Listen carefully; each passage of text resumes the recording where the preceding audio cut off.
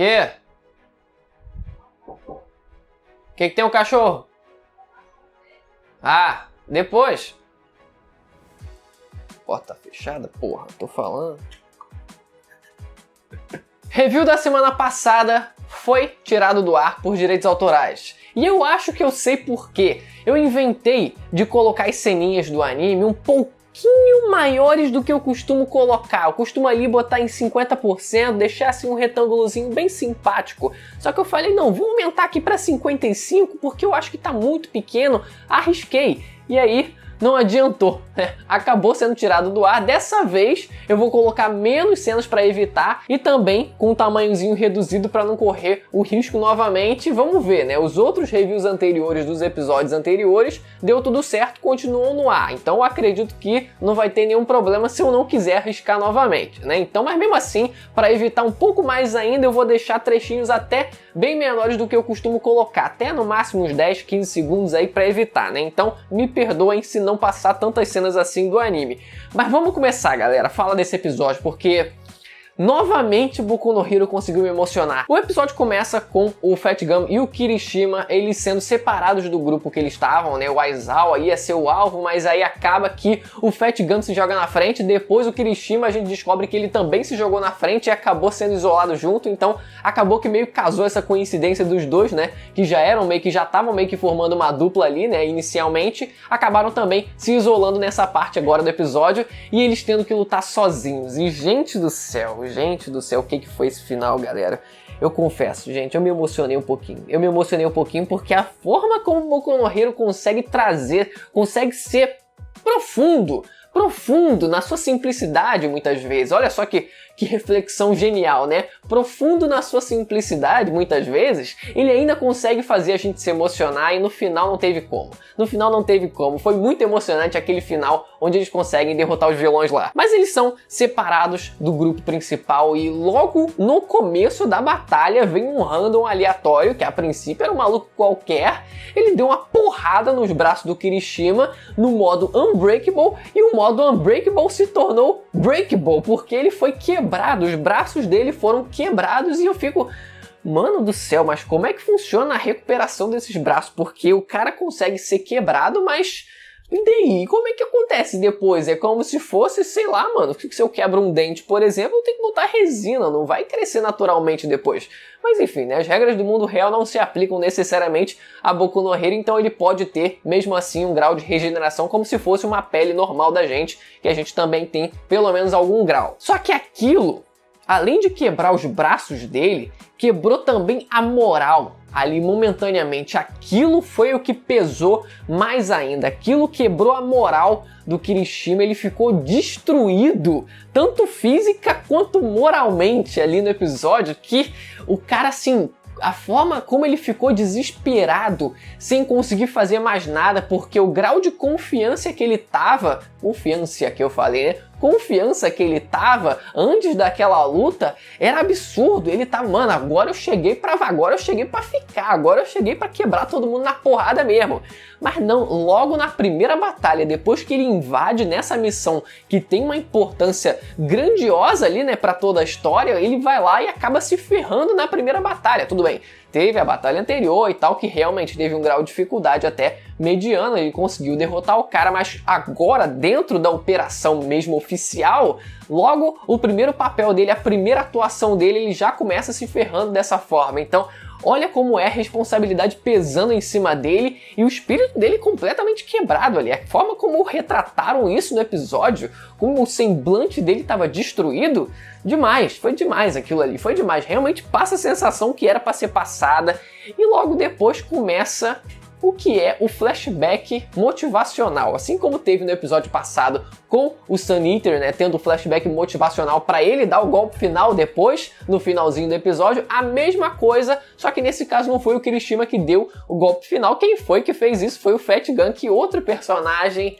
Esse foi o foco, assim, por mais que o flashback tenha sido do Kirishima, por mais que toda a parte motivacional tenha girado em torno do Kirishima, quem foi de fato o cara que resolveu na prática, majoritariamente foi o Fat Gun ali. Por mais que não tivesse tido um flashback pra ele, pro Fat Gun querer saber como o Fat Gun sofreu, quais foram as dificuldades dele durante a vida, como ele sofreu bullying por ele ser gordo, sei lá, por algum motivo assim, né? Mesmo assim, quem resolveu no fim das contas foi o Fat Gun. Mas antes da gente chegar lá, vamos falar sobre esse flashback aí, porque esse flashback gira em torno do fato do Kirishima não ser uma pessoa proativa, ou muito menos com iniciativa de resolver as coisas, porque a clássica característica dos super-heróis é eles terem, a princípio, essa proatividade de se jogarem na frente do perigo antes de conseguirem pensar em mais alguma coisa. Antes deles raciocinarem, eles já se jogaram, o corpo deles já se moveu,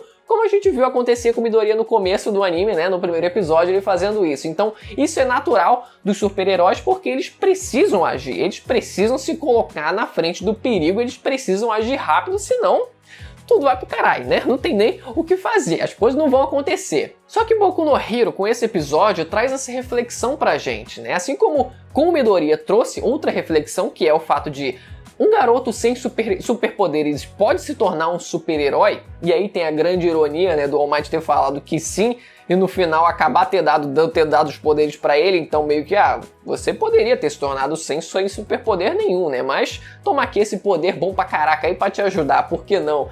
Mas nesse caso tem outra mensagem, né? Tem outra reflexão. Um personagem, né? Uma pessoa que não é proativa, que não tem essa característica em comum com todas as outras pessoas, ela também pode se tornar um super-herói? Esse é o grande dilema quando ele vê e quando ele lembra do próprio Midoriya, ele fica sabendo, pô, teve um garoto lá que eu fiquei sabendo no noticiário que foi enfrentar o vilão lá sem ter poder nenhum, o corpo dele já tinha se movido antes mesmo dele ter raciocinado qualquer coisa. Então, caraca, ele fica, pô, como é que eu vou ser um super-herói dessa forma? E aquilo impede ele de realmente tentar. Por um momento ele desiste de tentar, só que o grande ponto de virada é ele ter conhecido a Ashido, né? Um dos dois pontos de virada no caso, né? O primeiro foi ele ter conhecido a Ashido, que aí o pessoal já gosta de shippar. A galera do ship adora fazer um ship maroto aí agora com esse casal, né? Depois que aconteceu no mangá, o pessoal já começou a shippar, porque antes, né, não tinha interação nenhuma, aparentemente, né? Mas aí agora, depois que esse flashback foi mostrado,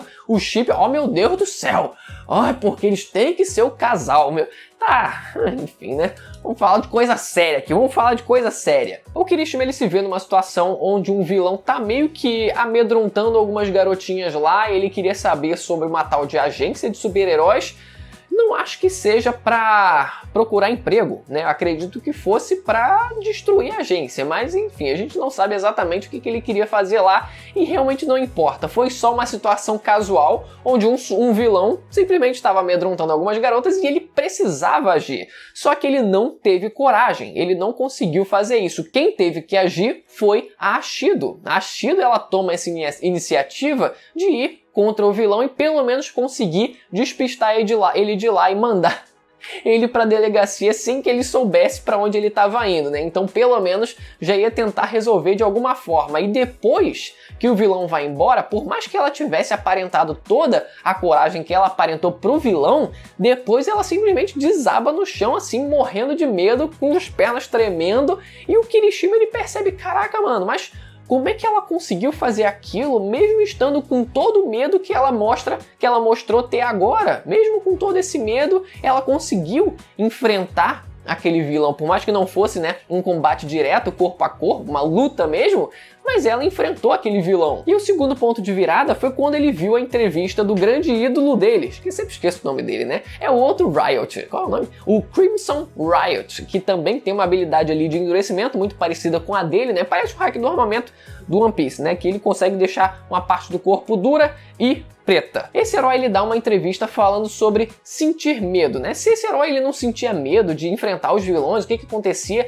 E ele falava que sim, que ele sentia medo sim, mas que, mais ainda, sendo mais específico, teve uma vez em que ele acabou não agindo, uma situação em que ele acabou não agindo e por conta disso inocentes acabaram sofrendo. Então ele teve que viver com aquele peso da culpa na cabeça dele que fez com que das outras vezes ele não deixasse isso acontecer, o medo tomar conta dele, ele pensasse, pô, se eu não agir agora, eu vou me arrepender lá na frente. Então ele conseguiu usar essa situação para fazer com que aquilo não se repetisse, né? E tem todo um ar também, se a gente for fazer um paralelo, tem muito também uma semelhança com o Rei Leão. Pra quem já viu o Rei Leão aí, né, acredito que muita gente já tenha visto, mas o Simba também pergunta pro pai dele, o Mufasa, se ele não sentia medo. E o Mufasa, ele fala sobre isso, ele fala, não, eu sinto medo. E hoje, por exemplo, eu senti medo de perder você, quando o Simba quase foi devorado pelas hienas, né? O Mufasa, ele fala, eu senti medo sim hoje porque eu quase perdi você. Então não tem como, por mais que os personagens eles aparentam toda essa bravura,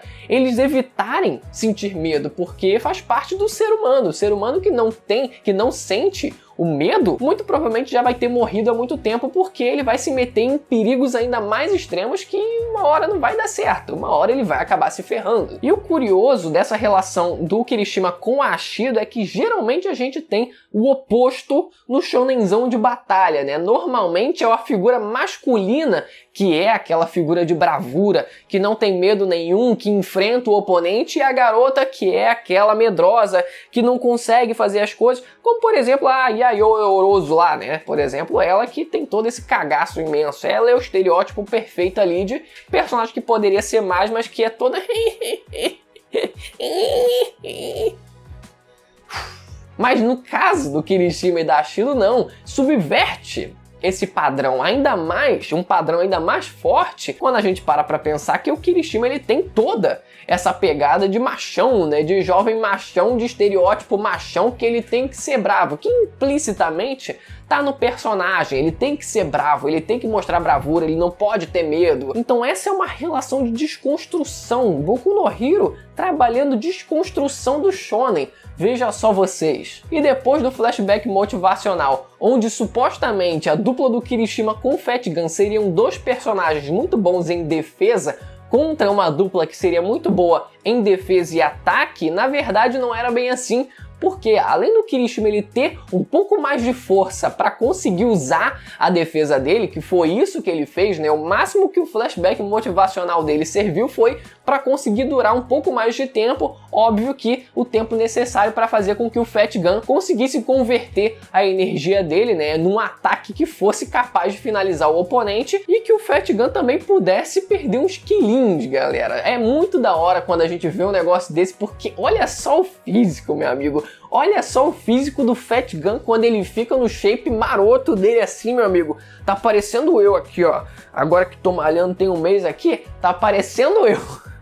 Esse foi o episódio, galera. Espero que você tenha gostado do vídeo. Deixa o like se você gostou. Se inscreva no canal se você não conhece para acompanhar reviews semanais do anime de Boku no Hero. Ativa também o sininho para receber as notificações dos próximos vídeos. Vou ficando por aqui. Até a próxima. Tchau.